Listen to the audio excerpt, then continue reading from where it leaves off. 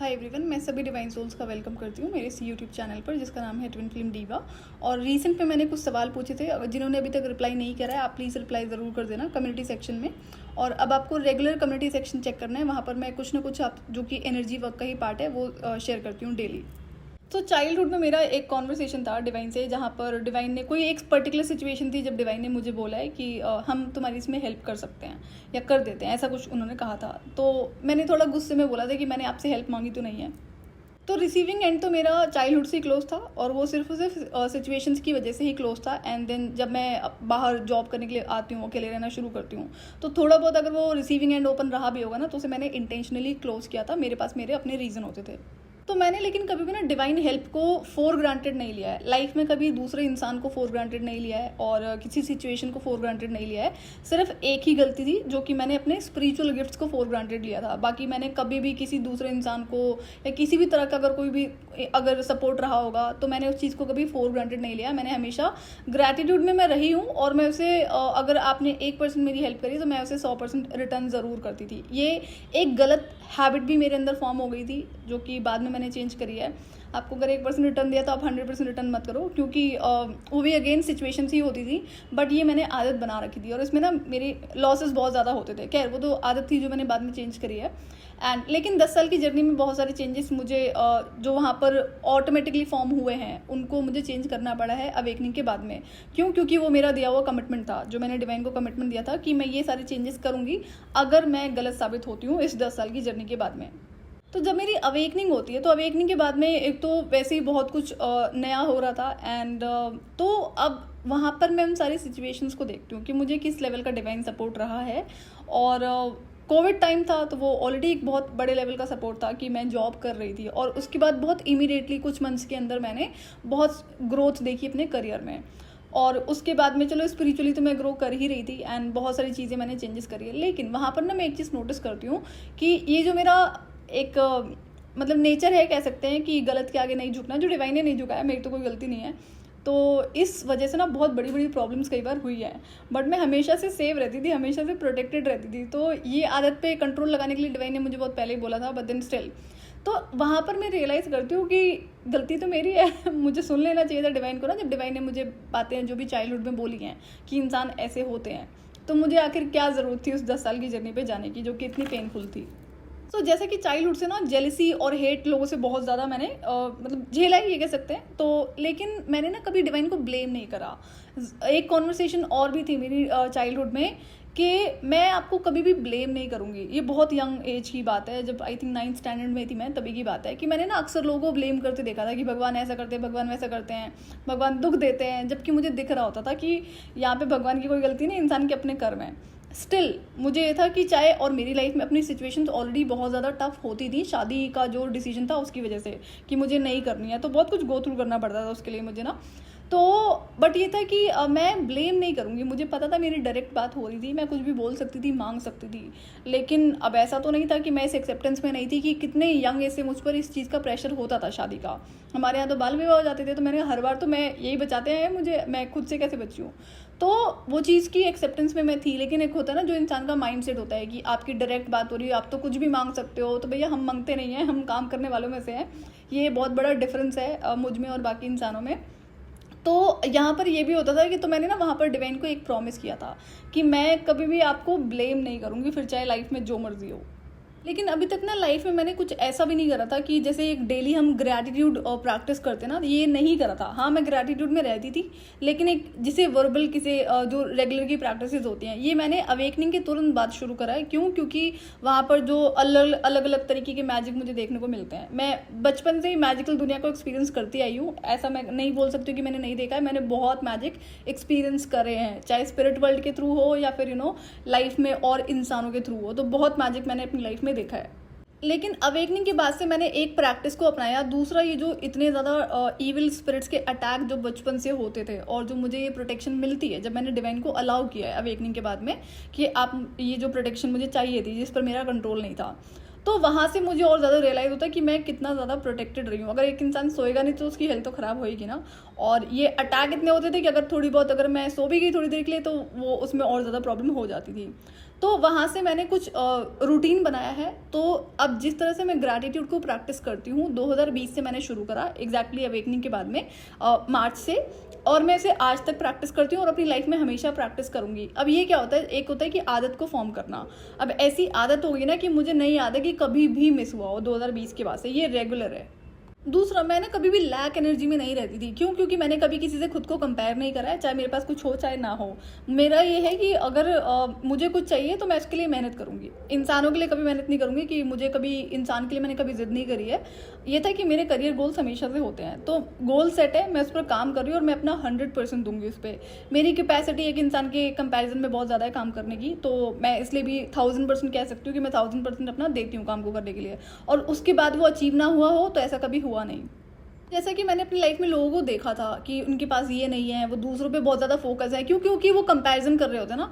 तो अब इसमें भी कई सारी कैटेगरीज आ जाती हैं। तो जैसा कि मैंने कॉर्पोरेट लाइफ में देखा है, जो अगर मैं डेजिग्नेशन की बात करूँगी जो मुझसे बहुत ऊपर है, बट स्टिल चलो मुझसे जेलसी होना तो एक अलग बात हो गई कि मैं एक डिफरेंट बीइंग हूँ। लेकिन जो चीज़ें हैं ना कि आप ऊपर हो तब भी आप अपने से छोटे इंसान से कंपैरिजन कर रहे हो, चाहे आप फिजिकल ब्यूटी की बात कर लो, चाहे किसी टैलेंट स्किल की बात कर लो, तो कंपैरिजन तो आप करो ना। मैंने तो हमेशा से अप्रिशिएट करा है, तो मुझे ना कभी प्रॉब्लम नहीं होती। तो लैक की एनर्जी में तो मैं कभी रही नहीं, और लैक की एनर्जी एक तरह से नेगेटिव एनर्जी ही होती है। तो लैक की एनर्जी में कौन रहता है? जनरली इंसान देखे जाते हैं। क्यों? क्योंकि उनका नेचर है फॉर ग्रांटेड लेना ना, चाहे उनको डिवाइन हेल्प मिल रही हो या फिर किसी और तरीके से उनको सपोर्ट दिया जा रहा हो, तो वो हमेशा फॉर ग्रांटेड ही लेते हैं। अब जैसे ना एक चीज़ मैंने और ऑब्जर्व करी है कि ये तो फैक्ट है, मुझे बहुत चाइल्डहुड में डिवाइन ने बोला था कि इंसान का नेचर है फॉर ग्रांटेड लेना लोगों को ना, और उनकी हेल्प को। तो मैंने उस बात को सुना नहीं था उस टाइम पे, बट देन बाद में ये चीज़ें देखी कि रियलिटी है।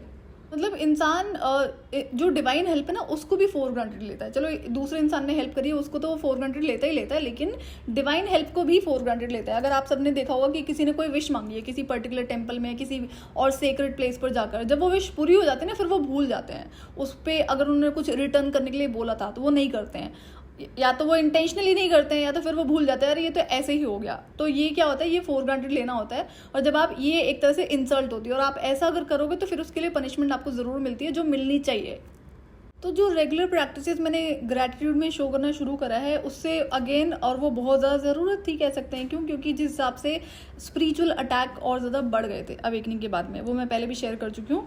तो इससे ना बहुत ज़्यादा और ज़्यादा हेल्प होने लगी। और जैसा कि मैंने देखा कि कई तरह से मुझ पर अटैक हो रहे थे जो स्पिरिचुअल अटैक है, तो अब हर तरह से प्रोटेक्शन भी लगानी थी। तो ग्रैटिट्यूड आपको बहुत ज़्यादा हेल्प करता है। एक पॉजिटिव एनर्जी तो आपकी लाइफ में लेकर आता ही है, लेकिन आप इसको स्पिरिचुअल प्रोटेक्शन वे में भी ले सकते हैं कि ये बहुत ज़्यादा उसमें भी हेल्प करता है।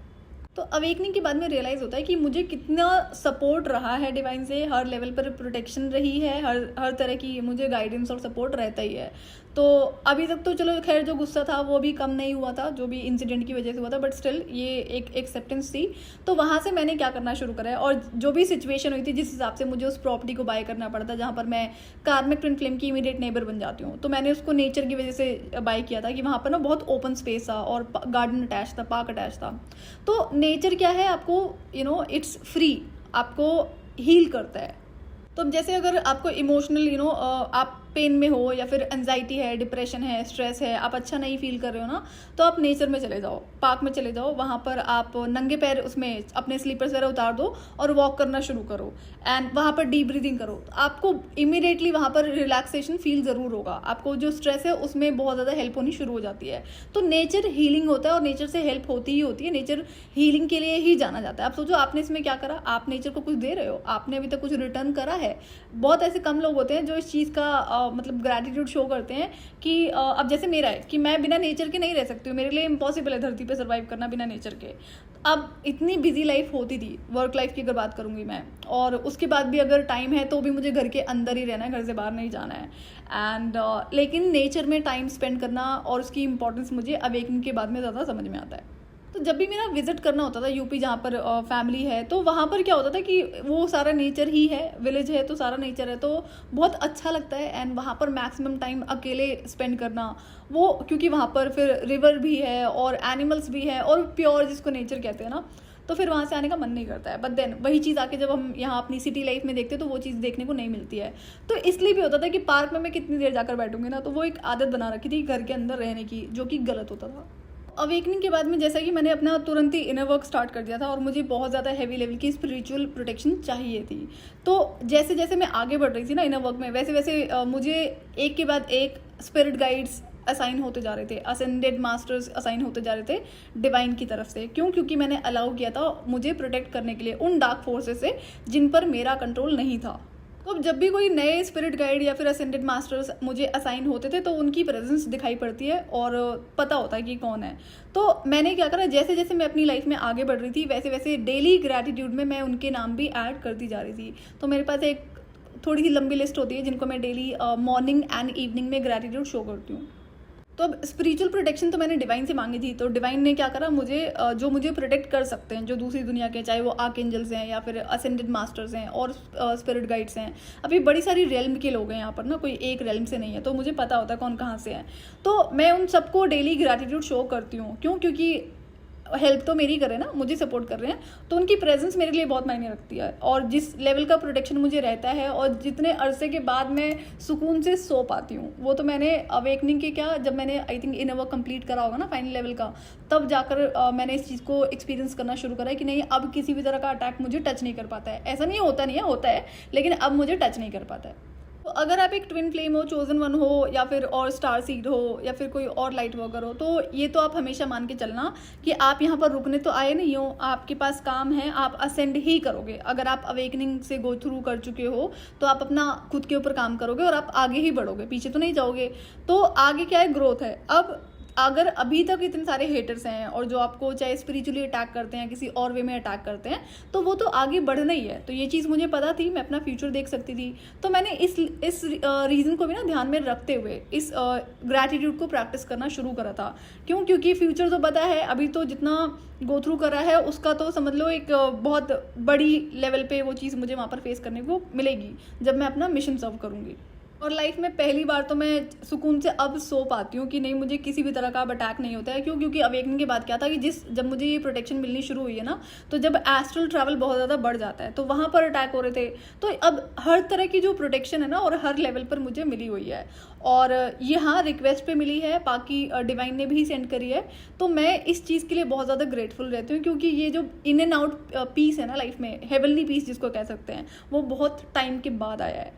सो मदर नेचर से हमें बहुत कुछ मिलता है, जो ऑक्सीजन, फ्री ऑक्सीजन तो मिल ही रहा है, और हीलिंग आपको होती ही होती है। आप सोचो, अगर एक इंसान स्ट्रेस में, एंजाइटी में है, रादर देन टेकिंग मेडिसिन, आप जाकर नेचर में टाइम स्पेंड करते हो, तो वो आपको बहुत बड़ी हेल्प होती है। सो फर्स्ट ऑफ ऑल, अगर आपको कोई हेल्थ इश्यूज़ हैं तो उसके लिए आपको अपना मेडिकेशन लेना चाहिए। बट मैं तो अपना इसलिए बता रही हूँ, क्यों? क्योंकि मुझे पता है चाइल्डहुड से मैं कितना ज़्यादा स्ट्रेस, एंजाइटी से गो थ्रू करती थी, स्पेशली न्यू मून और फुल मून की वजह से। सो अगर अभी तक आपने ऑब्जर्व करना शुरू करा होगा तो आपको अपनी सिचुएशन बहुत अच्छे से पता होगी कि इन पीरियड्स पर, इन टाइमिंग पर आपको कैसा फील होता है। सो मदर नेचर के साथ साथ मैं मदर अर्थ को ग्रैटिट्यूड शो करती हूँ, क्योंकि हम उसी प्लैनेट पर रहते हैं और बहुत सारी चीज़ें हमें यहाँ पर नॉर्मल लाइफ जीने के लिए चाहिए होती है। जैसे फूड है, अब फूड की अगर हम बात करेंगे तो साइंटिस्ट कोई बिना पानी, मिट्टी के तो उगा नहीं रहे हैं, तो ये मदर नेचर का ही दिया हुआ है ना, मदर अर्थ का दिया हुआ। तो इसके लिए हमें ग्रेटफुल रहना चाहिए। तो मैं मदर अर्थ को डेली ग्रैटिट्यूड शो करती हूँ, और मदर नेचर का मैंने बता दिया है। एंड इसमें और भी बहुत सारी स्पिरिट्स हैं जिनको मैं अपना ग्रैटिट्यूड डेली शो करती हूँ। सो जैसे मैं मॉर्निंग में पहले सोकर उठती हूँ तो सबसे पहले मैं मदर अर्थ के पैर छूती हूँ, उनसे क्षमा मांगती हूँ। उसके बाद फिर मैं उतरकर, बेड से नीचे उतरकर उनसे ग्रैटिट्यूड जो शो करती हूँ, उसमें मदर अर्थ के साथ साथ बाकी जितने भी स्पिरिट गाइड्स हैं, स्पिरिट एनिमल हैं, एंसेस्टर्स हैं, आर्कएंजल्स हैं, और भी बहुत सारी डिवाइन स्पिरिट्स हैं जो मेरे साथ में होती हैं, तो मैं सबको मॉर्निंग में ग्रैटिट्यूड शो करती हूँ। उसके बाद जाकर मैं अपना जो डेली जो रूटीन होता है वो स्टार्ट करती हूँ। तो मेरा उठना जनरली ब्रह्म मुहूर्त में ही होता है, और मैं अपनी जो अब मैंने आदत बना रखी है ना, मुझे मंत्र चैंटिंग करनी होती है और जो प्रैक्टिसेस करनी है तो वो मैं कंटिन्यू करती हूँ, उसमें कोई रोक टोक नहीं है। एंड जैसा कि इनर वर्क सारा कंप्लीट हो चुका है, बट आपको पता है कि आप यहाँ पर एक बड़े मिशन के लिए हो, तो ये चीज़ें आपके लिए मस्ट हैं और इसको डेली लाइफ का पार्ट बनाने में कोई इशू नहीं है। यही प्रैक्टिस जब मैं सोने जाती हूँ, तब मैं सोने से पहले सेम ग्रैटिट्यूड सबको शो करती हूँ। और डेली की आदत है सन एंड मून को भी ग्रैटिट्यूड शो करना। मॉर्निंग में मैं अपना सन को ग्रैटिट्यूड शो करती हूँ, एंड देन इवनिंग में मून को। दूसरा, मैं जब भी घर से बाहर निकलती हूँ, चाहे डेली निकलना हो ना हो, या जब भी निकलना होता है घर से बाहर, चाहे सोसाइटी के अंदर ही क्यों ना जाना हो, तो मैं जब नीचे जाती हूँ तो मैं ज़रूर मदर नेचर को, मदर अर्थ को, इनको ग्रैटिट्यूड ज़रूर शो करती हूँ। फिर चाहे मैंने मॉर्निंग में करा ही होता है, जो कि मैं डेली करती हूँ, बट ये एक आदत बनी हुई है। अगर मैं अभी गई हूँ नीचे तो मैं ये करूँगी ज़रूर, आदत पड़ी हुई है। तो जब तक आप धरती पर रहोगे तब तक आपको स्पिरिचुअल प्रोटेक्शन तो चाहिए ही चाहिए। फिर चाहे आप जितनी मर्जी अपनी जो रेगुलर प्रैक्टिसेस करते हो, जैसे मेरा मंत्रा चैंटिंग डेली होता है, रेकी हीलिंग भी मैं अब नहीं कहूँगी कि मैं रोज़ करती हूँ, जब लेकिन मैंने 3 साल तक कॉन्टिन्यूसली ये चीज़ें करी हैं जब मैंने इनर वर्क स्टार्ट किया था। अब जैसा कि इनर वर्क कंप्लीट हो गया तो मैं बीच बीच में थोड़ा बहुत गैप दे देती हूँ, जैसे 1 हफ्ते 15 दिन का गैप जरूर देती हूँ मैं। तो उस हिसाब से रेगुलर प्रैक्टिस नहीं है, उतनी रिक्वायरमेंट नहीं होती है। बट ऐसा नहीं है कि मैंने इन्हें छोड़ दिया है, मैं करती हूँ। चाहे 10-15 दिन का गैप दिया है तो कई बार 10-15 दिन का गैप ये मैक्सिमम हो गया, अदरवाइज 2-4 दिन का ही गैप होता है, इससे गैप में नहीं देती हूँ अपने इनर वर्क में। अब जैसे कि मून एनर्जी बहुत ज़्यादा इंपॉर्टेंट होती है, और जो न्यू मून फुल मून पर जो एंजाइटी डिप्रेशन इतना कुछ फील होता था, वो एक्चुअली में मंत्रा चैंटिंग से बहुत ज़्यादा हेल्प हुई है मुझे। एक रिचुअल आई थिंक मुझे पेंडिंग है अभी, जो मुझे आप लोगों को करवाना है, उसके लिए वो मैं कराऊंगी अभी आगे। इससे पहले जो 2 चीज़ें मैंने आपको करने के लिए बोली हैं, एंसेस्टर हीलिंग प्लस में आपका जो कुलदेवी और कुलदेवता की पूजा होती है और जो उनकी स्थापना होती है, वो आपको करनी है, फिर कराऊंगी मैं वाला रिचुअल ना। मंत्रा चैंटिंग तो ये है कि ये इंस्टेंट हेल्प होती है मंत्रा चैंटिंग से, और ये उसी वजह से कि एंजाइटी डिप्रेशन स्ट्रेस सारा बंद हो गया। और मैंने 2020 के बाद में मेडिसिन ली ही नहीं है, कि मुझे पता था इतने 10 साल में तो मैंने मेडिसिन ही खाई है, वो ब्लैक मैजिक की वजह से, और एक्सट्रीम लेवल पे ब्लैक मैजिक गो थ्रू किया था उन 10 सालों में। तो मैंने कभी भी मेडिसिन नहीं बंद करी थी, हमेशा जो MBBS डॉक्टर्स होते हैं उन्हीं से मेडिसिन लेना, प्लस में और जो चेकअप्स होते थे वो भी अननेसेसरी करा लेना। कल को ये कहने का ना हो जाए कि मैंने डायरेक्टली इन चीज़ों में स्टेप इन कर दिया, जबकि मुझे पता था कि क्या हो रहा था, बट स्टिल तो मुझे पता था कि अब तो सारा सोल्यूशन मुझे खुद ही करना है और स्पिरिचुअल प्रैक्टिसेस के थ्रू ही करना है। तो 2020 के बाद में मैंने मेडिसिन नहीं लिए हैं। तो मैंने आपको पहले भी बोला हुआ कि मून मंत्रा चैंटिंग आपके लिए मस्ट है। एक माला करने में आपका कुछ नहीं जाता है, एक माला बहुत जल्दी हो जाती है, और ये अब आपको रोज रेगुलर करना चाहिए। और आपकी सिचुएशन आपको ज़्यादा पता होगी कि आपको स्ट्रेस एंजाइटी फील होता है या नहीं होता है। ग्रैटिट्यूड भी आपकी इनर वर्क का ही पार्ट है, और ये आपको एकदम बिगिनिंग से करना चाहिए। अगर आप अभी तक नहीं करते तो अब आप शुरू कर देना। दूसरा क्या होता है कि अभी तक जो चीज़ें मैंने आपको बताई हैं कि आपको एंसेस्टर हीलिंग करनी है, तो जैसे ही आप एंसेस्टर हीलिंग करते हो तो जब आप डेली ग्रैटिट्यूड शो करोगे मदर अर्थ को, मदर नेचर को, एंड देन उसके बाद में और जो बाकी हैं स्पिरिट गाइड्स को ज़रूर करना है, क्योंकि सबके साथ में स्पिरिट गाइड्स होते ही होते हैं। अब आप ऐड कर सकते हो एंसेस्टर्स को, एंड देन उसके बाद में बाकी अगर आप कोई और किसी डीटी को वर्शिप करते हैं तो उनको भी आप डेली ग्रैटिट्यूड शो करना शुरू कर दो। अवेकनिंग के बाद में मैंने एक चीज़ और शुरू करी थी कि जैसा कि जो डेली मॉर्निंग और इवनिंग में ग्रैटिट्यूड शो करती हूँ, उसके बाद बीच में चाहे इवनिंग में टाइम मिलता था, जब भी टाइम मिलता था पूरे दिन में, मैं एक बार राइटिंग वर्क भी ज़रूर करती थी कि लिख कर ग्रैटिट्यूड शो करना। तो आप एक छोटी सी डायरी बना लो जिसमें आप डेली ये कर सकते हो। ये भी बहुत ज़रूरी होता है, लिख कर हम कुछ करते हैं तो उसके इफेक्ट ज़्यादा होते हैं, बाकी तो प्रेयर के इफेक्ट होते ही होते हैं। तो ये आदतें आपको चेंज करनी पड़ेंगी, क्योंकि अभी तो इनर वर्क स्टार्ट हुआ है। अगर ये डीप ट्रांसफॉर्मेशनल जर्नी है जिसमें आपको बहुत ज़्यादा स्पिरिचुअल प्रोटेक्शन की ज़रूरत पड़ेगी। तो जो मैं ग्रैटिट्यूड शो करती हूँ डेली मॉर्निंग एंड इवनिंग में, उसमें कम से कम नहीं तो 25-30 प्लस में स्पिरिट गाइड्स हैं जिनके नाम मुझे पता है, जो हमेशा साथ में रहते हैं, दूसरी दुनिया के हैं। तो मैं उनको डेली ग्रैटिट्यूड शो करती हूँ, उनका नाम लेती हूँ डेली। तो आप समझ रहे हो ना कि डेली की हैबिट्स हैं। तो आप जिन्हें जानते हो स्पिरिट गाइड्स को, चलो ठीक है आपको स्पिरिट गाइड ही बुलाना है, एंसेस्टर्स हैं एंसेस्टर को एंसेस्टर बुलाना है, मदर अर्थ है, मदर नेचर है, और बाकी जो भी आपको लगता है कि आपको उनसे सपोर्ट है, तो उनको आपको ग्रैटिट्यूड ज़रूर शो करना है। तो ये आपके इनर वर्क का 3rd स्टेप है। इसमें मैंने आपसे बोला था कि जो 2 चीज़ें आपको बताई हैं, एंसेस्टर हीलिंग प्लस में आपके कुलदेवी और कुलदेवता की जो आपको डेली पूजा करनी है, तो ये 3rd हो गया है। अब ये आपकी डेली लाइफ का पार्ट होना चाहिए। जो आप एंसेस्टर को प्रे तो चलो कर ही रहे हो, प्लस में आपको जो कुलदेवता की पूजा करते हो, आई एम श्योर अगर आप नहीं कर रहे हैं तो अब आपको डेली रेगुलर करना चाहिए जो पूजा पाठ होता है ना मॉर्निंग एंड इवनिंग में। अगर 2 टाइम नहीं भी पॉसिबल है तो 1 टाइम तो आई एम श्योर आप कर ही सकते हैं। और एक मैं पर्सनल एक्सपीरियंस शेयर कर रही हूँ। अवेकनिंग से पहले क्या होता था, अगर मैं इवनिंग की पूजा नहीं कर पाती थी, जैसे मेरी नाइट शिफ्ट होती थी, तो कई बार ना मेरी ऑफिस की कैब जल्दी आ जाती थी, तो मुझे गुस्सा आता था कि मेरी जो इवनिंग की पूजा है वो मिस हो गई है। तो ये एक्चुअली में वो टाइमिंग नहीं होता था, बट कैब वाले जो होते थे ऑफिस के, उनको जल्दी पिकअप करना होता था अपना टाइम बचाने के लिए। तो उस रीज़न से क्या होता था, मेरी कई बार इवनिंग की पूजा मिस हो जाती थी। तो उस दिन का जो मेरा दिन होता था ना इवनिंग में, वो फिर गुस्से में जाता था। तो अगर हम रोज़ पूजा पाठ करते हैं ना, तो जो जैसे कि गुस्सा होता है, चिड़चिड़ापन होता है, तो उसमें भी बहुत ज़्यादा हेल्प होती है। ये मेरा पर्सनल एक्सपीरियंस है। आप एक डायरी लो, उसमें सबसे पहले लिखो कि जिन्हें भी आपको डेली ग्रैटिट्यूड शो करना है। थोड़ा सा हो सकता है टाइम लगेगा रोज़ का प्रैक्टिस करने में, कई बार नाम नहीं हो सकता याद रहे।